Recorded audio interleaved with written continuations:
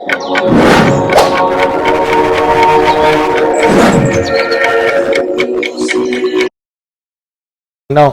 Karon Brad, no? Naabay kalainan ang kita nga Romano Katoliko nga Kristiyano sa uban nga mga Christian pod nga gatawgon pod nila nga sila Kristiyano bisan dili sila Romano Katoliko. Nagi kalainan mo Jerome tungod kay una, ang kita nga Katoliko lugar, kita lang mo Jerome no, ang maka-trace back sa atong origin dito gid sa mga apostles. Pasabot mo Jerome nga kining community makigsunan nga atong gipasakupan nga gitawag Katoliko, maura pod niya community mo Jerome ang naa sa una. Community sa mga apostles.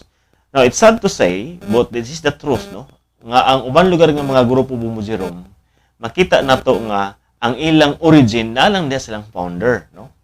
Makita nimo na sa Securities and Exchange Commission asa nag-originate ang ilang mga grupo mo Jerome. Sa to pa in terms of leadership mo Jerome, ang ilaging sangkuan mao lang si Martin Luther mo Jerome.